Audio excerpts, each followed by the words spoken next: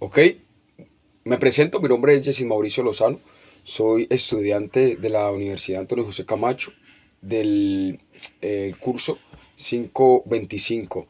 En este caso haré una breve explicación del capítulo 4 de cómo evaluar en el aula de este artículo escrito por Pedro Ravela. Hablaré del capítulo 4 de la evaluación formativa. Es que básicamente unen en el capítulo 4 lo que es la evaluación formativa con la sumativa.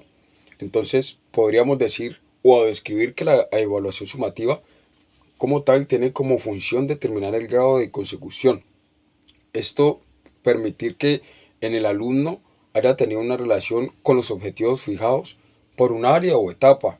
Es decir, que lo que el docente, el profe, haya estipulado y haya buscado durante el periodo de clase, el periodo lectivo o de estudiantil, se haya logrado hacer la sumatoria de todo eso que el profe tenía claramente pensado y tenía plasmado como objetivo para que el estudiante lograra.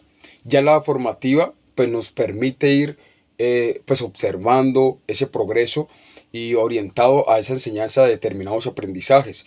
Esto va muy de la mano ya con evaluaciones que pueden hacerse semanales o este tipo de exposiciones también, o incluso puntos de vista personal, que estos pueden ir orientados semanal, incluso en el periodo de las clases podría hacerse para ver cómo va ese proceso de formación. Entonces digamos que la formativa va tomando y recopilando el proceso, ya la sumativa es el recopilado de todo el proceso, como en un resumen, si podría decirse así. Entonces, la evaluación formativa es, busca ese análisis de las prácticas de evaluación.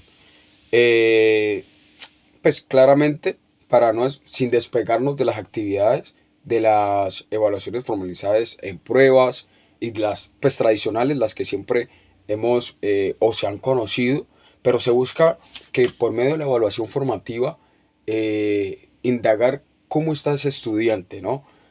Los profesores pues ya buscan orientar la evaluación formativa a una enseñanza pues fuertemente o catapultada hacia las instancias de calificación. Esto ya es un tipo de evaluación que, pues, para los estudiantes que aún les falta o que aún están quedados en el proceso, se toquen y que con base a esas evaluaciones puedan darse un autoanálisis para aún así, pues, trabajarlo y mejorarlo. Según Brocar, en el 2008, él decía que una buena evaluación formativa proporciona a los estudiantes información que necesitan para entender dónde están en su aprendizaje, ya lo que incluye el factor cognitivo, y desarrolla sentimientos de control de los estudiantes sobre su aprendizaje en el factor de motivación. Entonces, esto influye, y lo veo yo desde mi punto de vista, en que un estudiante cuando sabe o cuando digamos se evalúa de una manera en general y vemos que no sacó una puntuación o no sacó eh, algo correcto en el sentido de la evaluación, se va a hacer un autoanálisis y va a decir en qué está fallando, qué debe mejorar, qué debe corregir. Y bueno, ya en esto parte lo que dice Brucker acerca de esto.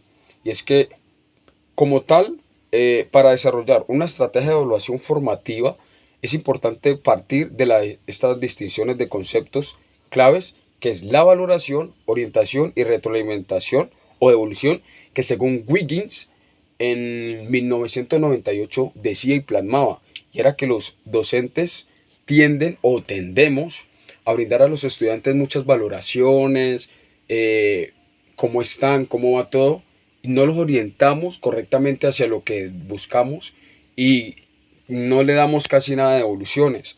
Como docente soy encargado y hago parte del proceso de formación del estudiante.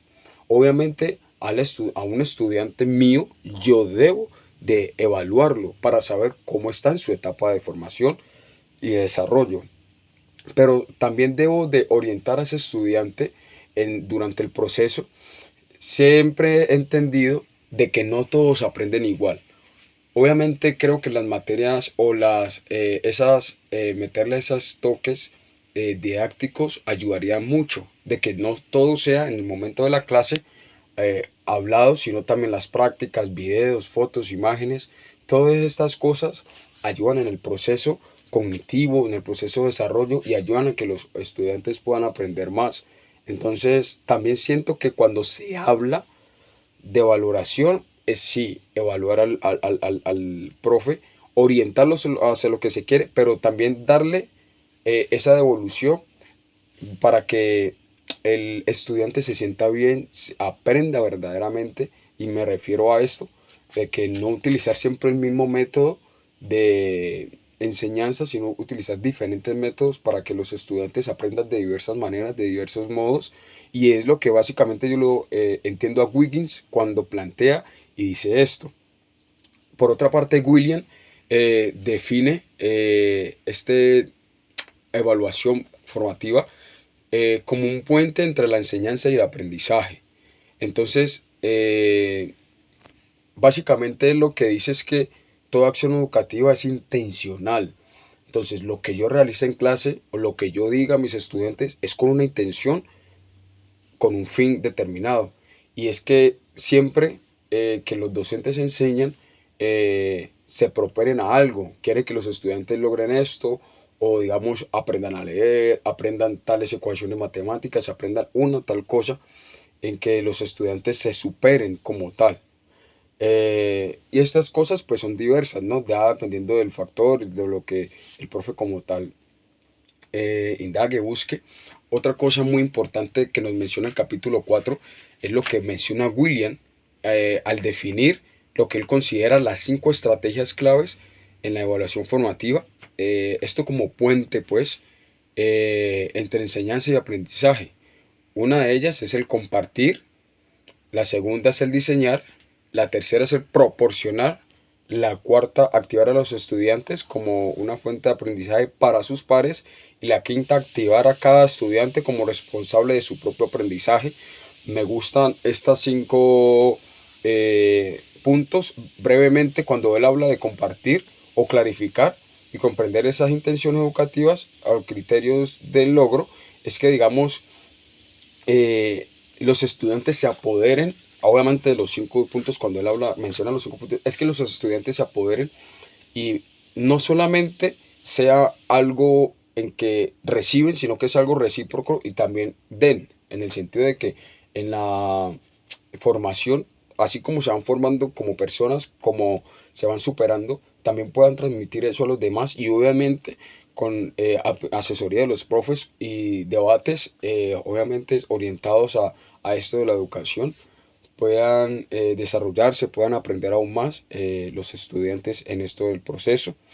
Entonces básicamente eso fue lo que entendí, lo que me pareció el capítulo 4, obviamente muy importante lo que mencionan, obviamente también lo que plasma Pedro Ravela, y bueno, los demás personajes que también hicieron parte de él para esto, de cómo mejorar la evaluación. Creo que la evaluación formativa de la mano con la evaluación sumativa son factores muy importantes y que obviamente se manejan, y en ocasiones no es que se manejen o no se orientan por parte de los docentes de la manera correcta, sino que simplemente se dejan llevar para que al final de un año estudiantil, de un año lectivo, ya evaluar a los estudiantes, y nos llevamos la sorpresa que tal vez no fue el proceso adecuado y no cumplimos las pautas adecuadas, sino que simplemente